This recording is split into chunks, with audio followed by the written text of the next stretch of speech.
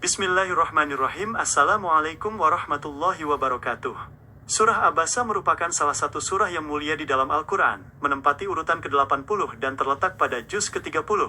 Nama surah ini diambil dari kata pertama pada ayat awalnya, yaitu Abasa, yang secara harfiah berarti ia bermuka masam. Surah ini terdiri dari 42 ayat dan menjadi bagian penting dari surah-surah pendek yang sering dibaca oleh umat Islam dalam keseharian mereka. Ditinjau dari segi tempat diturunkannya, surah Abasa digolongkan sebagai surah Makkiyah karena diturunkan di kota Mekkah sebelum Nabi Muhammad SAW melakukan hijrah ke Madinah. Sebagaimana karakteristik surah Makkiyah pada umumnya, kandungan ayat-ayat di dalamnya lebih banyak berfokus pada penanaman akidah, tauhid, keimanan kepada hari akhir, serta pembinaan akhlak dan moral manusia di hadapan Allah Subhanahu wa Ta'ala.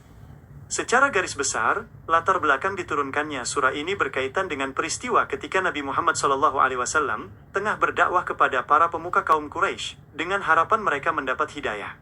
Di tengah kesibukan tersebut, datanglah seorang sahabat tunanetra bernama Abdullah bin Ummi Maktum untuk meminta pengajaran tentang Islam, namun Nabi Muhammad SAW sempat berpaling dan bermuka masam karena terlalu fokus kepada para pembesar Quraisy. Melalui ayat-ayat awal surah Abasa, Allah Subhanahu wa Ta'ala menurunkan teguran penuh kasih sayang kepada Nabi Muhammad SAW. Allah Subhanahu wa Ta'ala mengingatkan bahwa kemuliaan seseorang di sisinya sama sekali tidak diukur dari kedudukan sosial, kekayaan, ataupun status duniawi, melainkan dari ketakwaan dan kesucian hatinya. Sehingga orang yang datang dengan niat sungguh-sungguh untuk belajar tidak boleh diabaikan.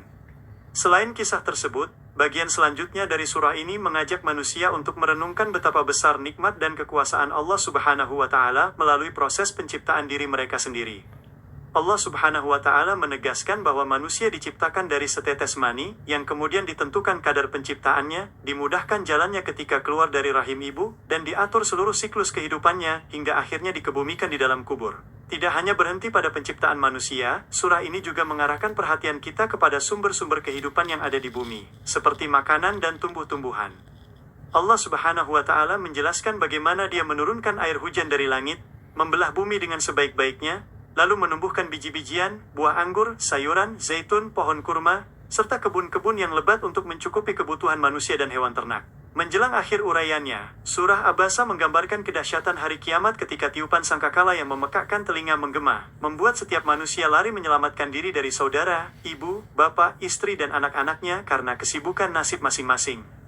Pada hari yang sangat menentukan tersebut, wajah sebagian manusia tampak berseri-seri karena penuh dengan kegembiraan. Sementara wajah sebagian yang lain tampak muram tertutup debu hitam dan diselimuti kesedihan yang amat mendalam akibat mengingkari kebenaran dari Allah Subhanahu wa Ta'ala. Kehidupan dunia ini laksana hamparan ayat-ayat semesta yang terus berbisik tentang keagungan Sang Pencipta, di mana setiap detik napas yang dihela adalah kesempatan berharga untuk kembali merajut cinta dan mendekatkan diri kepada Allah Subhanahu wa Ta'ala, sebelum tirai kematian menutup segala amal perbuatan. Terima kasih atas segala perhatiannya, semoga Allah Subhanahu wa Ta'ala selalu melindungi kita dalam kebaikan, dan mendapat keberkahan dari Al-Quran. Mohon maaf jika ada hal-hal yang kurang tepat dalam penyampaian. Wabillahi taufiq wal hidayah. Wassalamualaikum warahmatullahi wabarakatuh.